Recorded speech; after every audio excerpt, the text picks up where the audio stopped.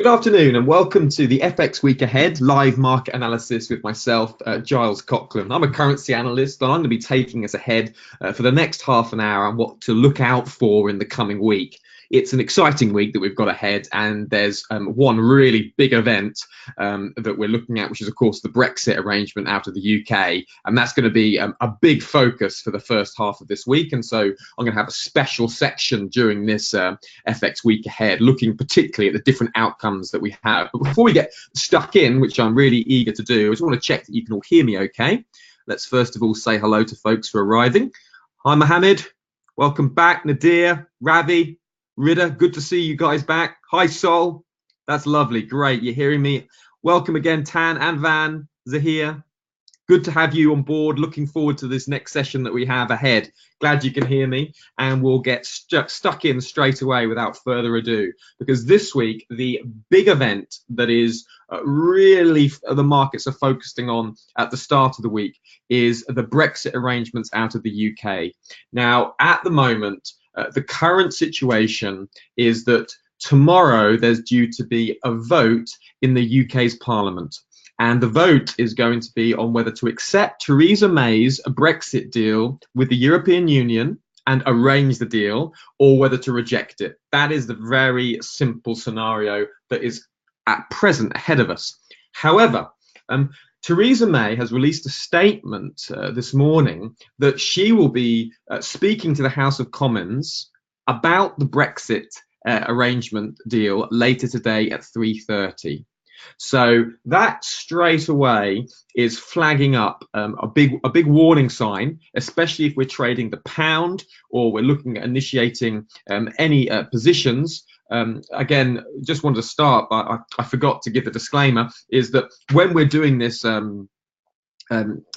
a workshop, this webinar rather, this isn't trading advice. And as I'm looking at the different positions of the pound and the different technical places that we can enter short or long, this isn't trading advice. The idea is education. It's trying to show people how to make informed decisions, how to educate and make your own choices. It's not trading advice that we'll be looking at. So I just wanted to get that clear, because in my enthusiasm for looking at the Brexit arrangement, I forgot to do the disclaimer. So we've done that, so we can carry on. Great. Okay, now the question is, what might happen? What might Theresa May be saying about Brexit in the House of Commons at 3:30 later today? Well, this is what I'm thinking. What she might suggest is that the vote is delayed. If you remember, back in December, early December, Theresa May was going to have another vote on whether the UK Parliament should accept her deal. She realised that her deal was going to be rejected. And instead of going through a parliamentary vote and then just losing the vote, which you knew would happen in advance because people knew who was going to vote beforehand, instead of that happening, she delayed the vote, and it was postponed until today, tomorrow, the 15th of January. Now, we are in exactly the same situation. Theresa May knows that at present, when she takes the vote to the UK Parliament tomorrow, it will be voted down. She will lose the vote. That is the widely anticipated and expected outcome of Theresa May's votes tomorrow. So Theresa May knows that. So she's making a statement today. So what she might do, she might delay the vote. If Theresa May delays the vote, what it means is that there's a couple of things. First of all, it means that there is prolonged negotiations around Brexit. So it means there's going to be another attempt at the deal. So what she might say, she might delay the vote. She also might say she's managed to arrange an extension of Article 50. And now Article 50 is the stipulation that we leave the European Union, that Britain leaves the European Union on the 29th of March. So if there's a delay of the vote and there's an extension of Article 50, you can expect that to be pound positive, okay? The pound would have some relief because it's less, it's pushing back the worst possible outcome from the market's perspective, which is a hard Brexit, okay? So the pound is most likely to appreciate on a delay of the vote. The other outcome is she might say she's managed to get a guarantee from the European Union to limit the Northern Irish backstop, like in December, pound positive. Okay, so the problem with the deal mainly has been the Northern Irish border. There's a special arrangement that the EU will have to go into in order to negotiate the deal. Now, there is a kind of fluid moment where the Northern Ireland is potentially going to be enforced to have a border with Southern Ireland, which has to be reconstructed because Northern Ireland would be a different country to Southern Ireland, which would be part of the EU. Northern Ireland wouldn't be.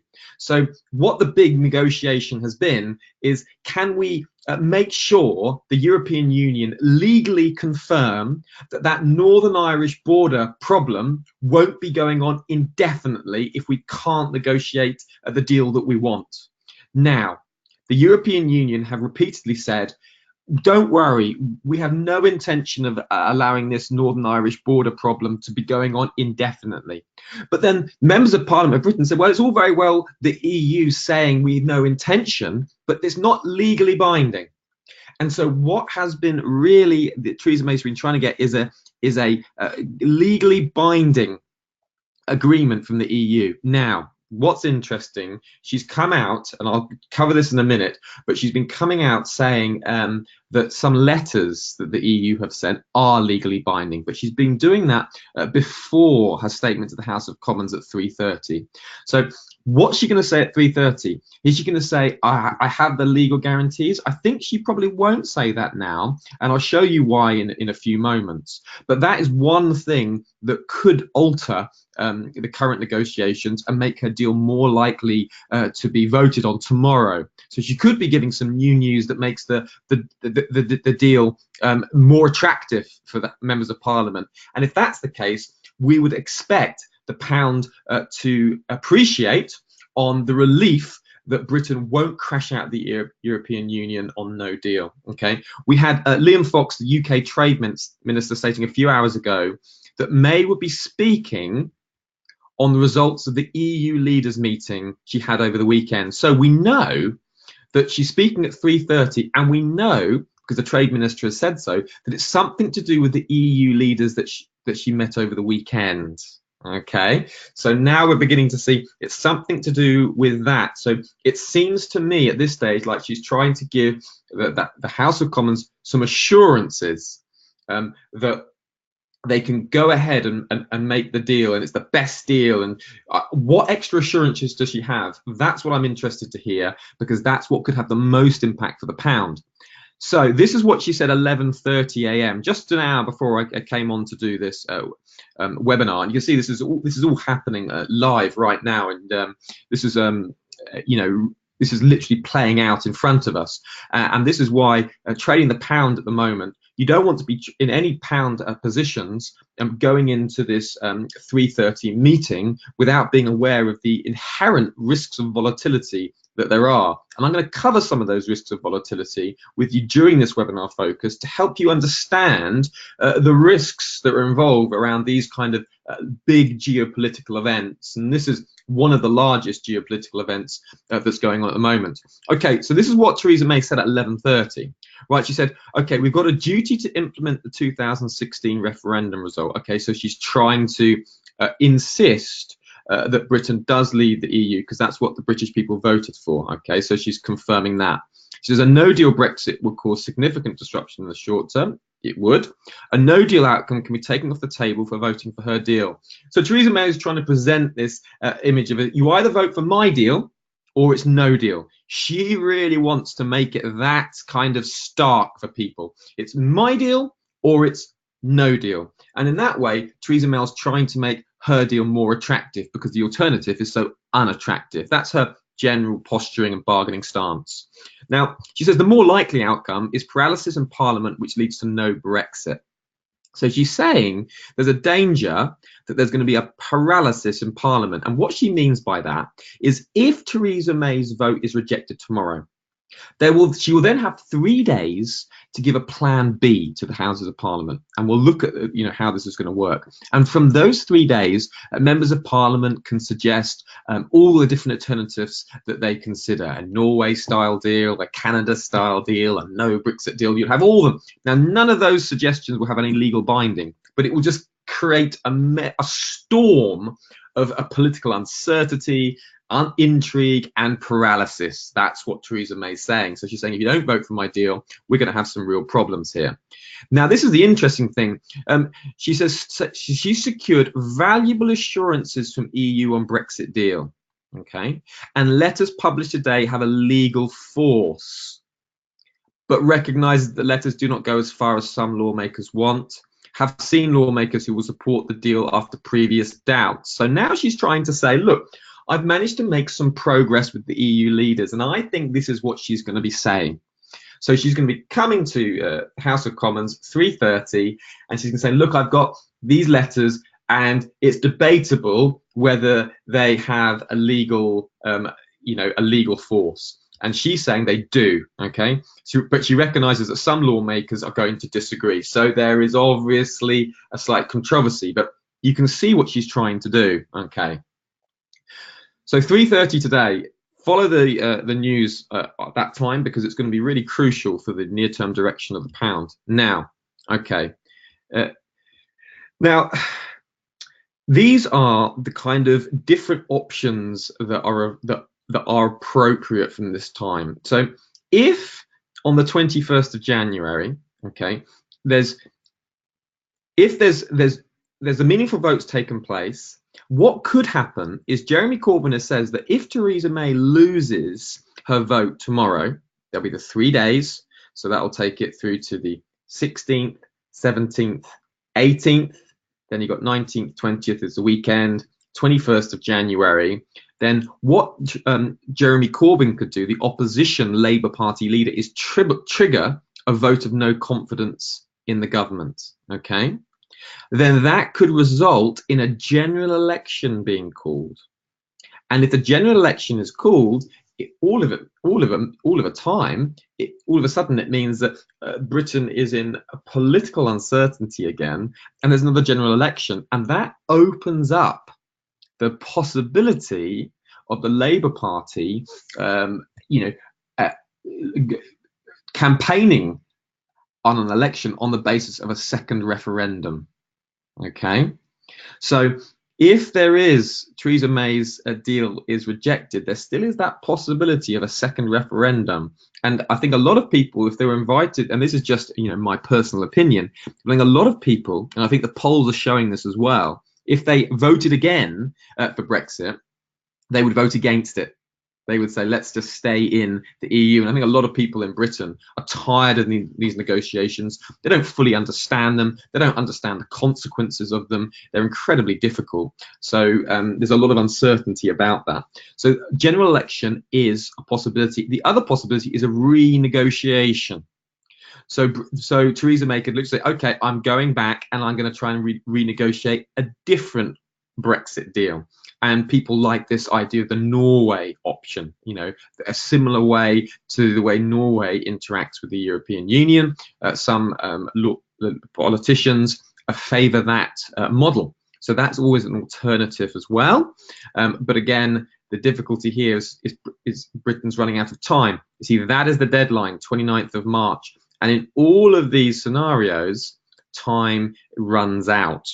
So it means that one of the things that that Theresa May will be looking for, if her vote is rejected, is an extension of Article 50. Now, that extension has to be voted on by EU members. Now, I don't see any reason why the EU members wouldn't allow Britain to extend that.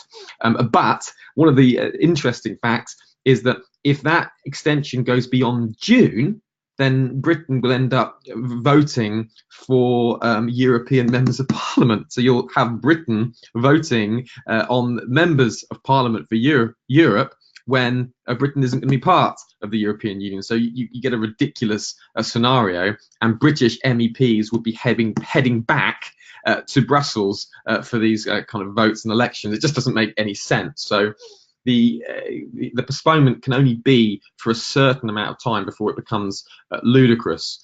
And here's the final situation: the second referendum, 4 weeks, pass legislation, 12 weeks for the Electoral Commission testing questions for workability, and then 10 weeks is a minimum time to hold a regulated campaign, and then time to implement the results. So that is looking at 4, 12, so that's 16, 26. So you're looking, you're looking at 6 months. So that's extremely long-winded. But this, if there was a second referendum, then you'd expect the pound to rally on the relief that Britain may not be leaving the European Union. And you look at the pound US dollar chart, you'll see here the reaction to this is the reaction when Britain voted to leave the European Union. You can see this a large drop. You can see a drop here from peaking. I just move my chart so I can see the figures. Peaking at about 1.5, 100, just beneath that level, and going all the way down to the 1.1900 handle and below. So there was a large drop, and historically, the pound versus the US dollar is at historic lows. You know, you can see we're well below 2000, and if this chart went back even further, you see these are very, very large lows. So the pound is really affected by the Brexit concerns, and this is something that is going to be weighing on near-term price. Now, looking at here, now I was wrote an article for the Forex Live, who I work for as a currency analyst. And when price was here, I recognized that something had changed in the negotiations. I had been advocating selling a pound US dollar because it made sense with the constant Brexit concerns. But it was this point that it changed, and it was to do with the extension of Article 50. I could suddenly see, hang on, the pressure on is going to be now on for a delay vote, or it's looking like extension. There could be an extension to the negotiations. And like I see, this is going to be a relief for the pound, and that is what the pound is trying to make its mind up at the moment. That's why the pound is at this crossroads. Now, this is the 100 moving average, and this is the 200 moving average above, and the 50 exponential moving average below. Okay. Now you can see previously the 200 here, here provided resistance levels because the pound was under pressure, and these were obvious technical places to sell. You can also see the 100 moving average provided some technical places here, here, here, and the 50 exponential moving average provided technical places here. Now price is bouncing around these moving averages, trying to decide what to do. The near-term bias is pound strength. Okay, so near-term bias is pound strength. Again, this is not trading advice, but what someone might decide to do if they were thinking, you know what, I think Theresa May is going to advocate an extension of Article 50, or she's got some really good legal assurances from the EU, then a trade to enter would be a long with a stop below the 100 exponential moving average with a target of the 200 exponential moving average. That would be a sensible, technical place to enter along. And again, not trading advice, it's just education. I'm not doing that because the volatility is risky, and I'll explain why in a minute. This is what I did on before the weekend on Friday. I entered a long just around the 15 exponential moving average, stops below, and the plan was to take profit at the 100 exponential moving average. I held on to see if I could get a bit further and ended up taking it just below as price retraced. So that was what I did on Friday on this changing information. So now, one of the key things that's happening for the pound at the moment is there's a danger of a flash crash. Okay, and I wanted to show you this for your education. Now, in October the 7th, 2016, the pound US dollar pair fell 10% in less than a minute. Okay, so 700 points in 60 seconds on a major pair. Huge moves. Okay, now there is a danger of a kind of a flash crash again on the pound. Okay, and if we look at why this happened before, that will help us to understand how to avoid being caught up in this kind of flash crash. Okay, this is the Thomson Reuters chart. Now, the way it works is The blue arrows are sell orders, the green arrows are buy orders, and the dark areas are limit orders. Okay, so these are buy limits, they're sell limits above. Okay, now the white areas are areas of illiquidity, so there are no orders there. Okay, so what's interesting with the Thomson Reuters chart is that before the crash, there were really healthy orders either side of the market of about $60 million, but they disappeared really quickly. Okay, so the question is, why did these orders look? There are orders here, okay, and then all of a sudden they're gone. So why did the orders disappear? Because that's what led to such a huge move. Well, the answer is there's something called algorithmic traders, and algorithmic traders are essentially computerized trading programs that operate automatically in the market. Now, what happens in extreme market conditions?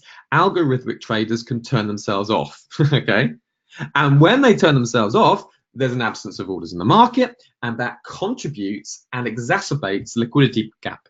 The other thing to notice is if you look at the time that this flash crash happened, look, it is just before midnight. So in other words, that is after the US session is closed and before the Asian session has really got going. Okay, so it's a quiet time in the market anyway. So you can imagine a lot of the physical traders have gone, the large orders are out of the market, people aren't at their desks, and then the algorithmic traders are sort of bobbling away doing their stuff, and then all of a sudden there's this very large move.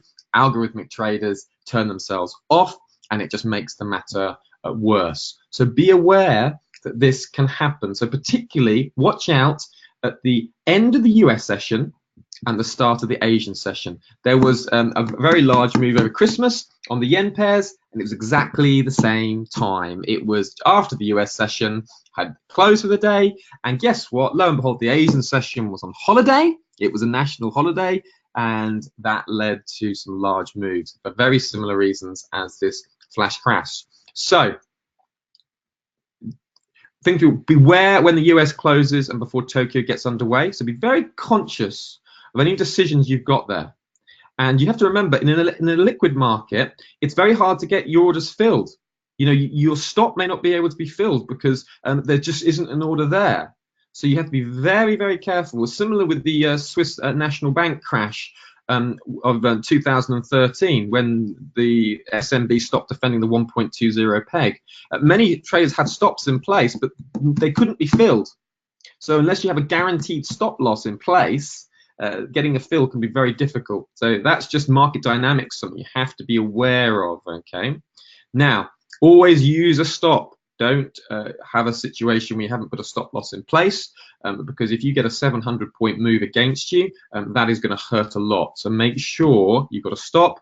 Remember that algorithmic trading is here to stay, and flash crashes are probably going to become more common.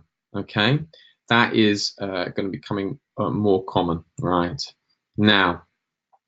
Earlier in the session today, the other sort of significant news is there was a big miss from Chinese import and export data. Okay, now the export data from China was expected to fall because a lot of the large readings, you know, prior was 10.2%, was because with the concern about the US-China trade war, lots of exports from China took place early as they were trying to pump orders out to different markets before any tariffs really hit them. Okay, so that's what was expected to be a pullback from that 10.2%. What wasn't expected, the extent of the miss. The exports were down 0.2%. Okay, that is large exports down, and then imports are down as well. Look, they are down from 12% expected down as minus 3.1%. Okay, now we covered last week the slowdown in China manufacturing. We covered the slowdown in the Chinese consumer market via Apple's report that they gave on the slowdown in profits coming out of China's iPhone sales, and that's often used as a proxy for the Chinese consumer, and this is indicating further problems. Look at that, imports on the US dollar terms, minus 7.6% year on year versus a plus of 4.5%. So there is some slowdown going on in China, and that obviously has affected. So that's why Japanese yen is the strongest this morning and the Australian dollar is the weakest, because remember, the Australian dollar is a proxy for the Chinese economy because of the extensive trade that's done between Australia and China. What's bad for China is bad for the Australian dollar, and what's good for China is good for the Australian dollar. Obviously, that Chinese import and export data was bad, so we've seen the Australian dollar fall, the strongest faller, and we've seen the Japanese yen being the strongest riser, and we've seen the British pound the second strongest riser, which is on the anticipation of Theresa May either delaying the Brexit deal, or could she be saying about an extension of Article 50. There's general near-term optimism, but that could change, and that could change very quickly. Particularly if there's a general election called, or the scenario suddenly makes a no-deal Brexit more likelihood. So there's high risk involved with the pound at the moment. Be aware of it. Two technical areas to be aware of the pound. We've got a weekly pivot point at 1.28749 just below, and a weekly pivot point here around the 200 exponential moving average. So these two areas, the 100 exponential moving average and the 200 exponential moving average, are both confluent areas with the resistance 1, a weekly pivot point, and the resistance 2, weekly pivot point. So expect these will be key targets and profit taking areas. So it's worth being aware of that should Theresa May surprise the markets later with a announcement. So let's look at the economic calendar for the week. Obviously, as we've been covering the Brexit, you can see understandably how much focus Brexit is going to be taking. Look out for that. There's going to be opportunities, but also dangers, as I've hopefully pointed out to you. So I hope you can use that information to educate yourself and prepare yourself. The vote is due to be tomorrow on Tuesday, but remember, Theresa May, 3:30 this afternoon, she's making a statement to the Houses of Parliament, House of Commons. Make sure that if you're trading the pound, look at that, because there may be some opportunities from what she says. Then going into the week, we have US PPI data coming out Tuesday at 1:30. Now the PPI data is producer prices, and they impact consumer prices down the line. Okay, so this is what producer prices, so as they rise, then consumer prices will rise, which is going to slowly flow in to inflation levels. Now the core PPI surprised with an increase of 0.3% in the previous month. It's expected to be 0.2% this month. That's just interesting to see what is the inflation level looking like for the US. The dollar is at a real turning point. The Federal Reserve has slowed down their pace of rate hikes, and the market's really trying to understand what's the near-term direction of the US dollar, and it is at a very crossroads. The Fed has said they're going to be data dependent. They're reading the data. PPI is going to be eyed to see, what's the producer price index, and will that flow into consumer prices and into inflation. So be aware of that. We also have Mario Draghi speaking at 3 o'clock. Now, interesting, out of the Eurozone, there's been slowdown in euro growth. At the moment, the ECB is expected to raise interest rates once in 2019 in the summer. That's the market expectations. But there's been more slowdowns in the European growth. Germany has been slowing down their factory orders, their exports. They are slowing down, and Germany is the largest country in the Eurozone. So what's bad for Germany is bad for the euro. Draghi speaking, 3 o'clock. See what he says. Does he acknowledge that slowdown in growth? Does he acknowledge that one rate hike looks necessary, or does he start talk about slowing it down, saying no, we may not have a rate hike now until 2020? If it is, expect to see the euro sold off, and that makes opportunities. Remember to come to the workshop tomorrow to look at how to take advantage of these kind of opportunities as and when they happen. We have UK CPI coming out on Wednesday. Now the CPI inflation data is very important for a country's interest rate. The inflation data, that's the CPI, is the biggest indicator of whether a country is going to raise interest rates or cut interest rates. Now, the CPI data has been down recently, and that was down because of the falling oil prices. Oil prices continue to fall, so 1.8% expected.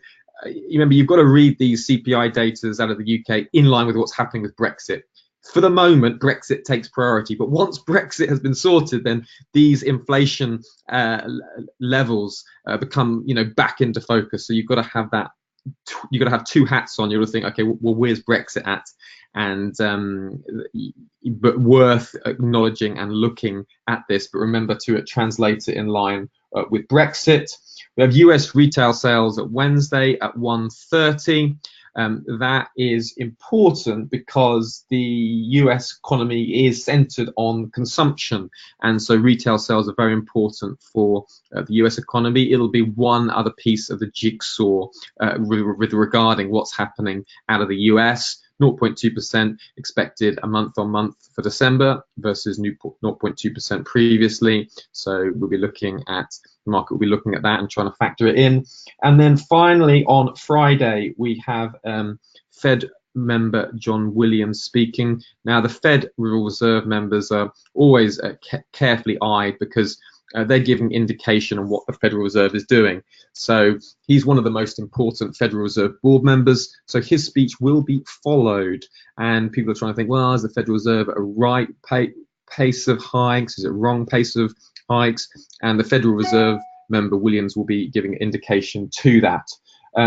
That is the main news that's coming out. Remember, Brexit Focus for the first half of the week. Don't trade the pound if you don't know what's happening with Brexit, because you're very liable to be taken by surprise. However, for those people who are clued in and using technical places to trade, there are good opportunities here. So if they're, the 100, 200, remember the weekly pivot point is there, weekly pivot point is there. They offer good places to define and limit risk. Remember the confluence at the moment we have these two levels. So that is important to be aware of. And I hope that's been helpful for you guys. I hope that helps you look for what's going ahead of the week. We've got an awful lot going on this week, Brexit in focus. But don't forget, tomorrow we have the trading workshop with myself, which is tomorrow 1 o'clock to 2 o'clock. And if you come to that, I can help educate you further. Once I understand the bias of the market, remember, this is what this is about. We're trying to look, what is the bias of the market? Because the market doesn't just trade randomly. It's trading in line with what's happening with the central banks, with geopolitical events. And then we apply the technicals to say, where can we define and limit our risk? Very similar, just like here when we're looking at the pound, we're thinking, as I traded on the Friday, I defined and limited my risk using the 50 exponential moving average, seeing the 100 moving average as a logical target. So I had my fundamental reasons for trading, my sentiment reasons, and I had my technical reasons, and that is what it's all about. Trading is all about finding your fundamental reasons for a currency direction and then using your technical analysis to define and limit your risk, and then you just repeat that process over and over again. So I hope that's helpful for you all. I hope that's going to give you some direction, and I look forward to seeing you. Let me see, where's the panel? There it is. And I look forward to seeing some of you tomorrow. Yeah, thank you. That's great, Sol. I'm glad you liked that. I'm glad that was helpful. Thanks for the feedback. And don't forget, ask questions tomorrow. Be good to have you. I like to try to make them as interactive as possible, and the aim is to try to help you. And the special topic we'll be looking at tomorrow is how to use the US dollar index in your trading. And if you trade the euro US dollar pair and you're not looking at the US dollar index, you are missing out on a major help for you in trading the euro US dollar pair. So we're looking at tomorrow's special topic, how to trade, how to use the information from the US dollar index in your trading. The US dollar index provides a lot of helpful information for any US dollar pair that you're trading, particularly the euro US dollar pair, and I'll be going through that tomorrow. Have a great day, guys, and I hope to see some of you tomorrow. Thank you for attending HYCM's webinar, and yeah, that's great. Daniel, that's great. I'm glad you enjoyed that. As glad as that helpful. Yeah, thank you too, Raj, and the dear. Thanks again, guys. Great to have you aboard as always, and I look forward to tomorrow. Take care now. Bye. See you tomorrow, Raj.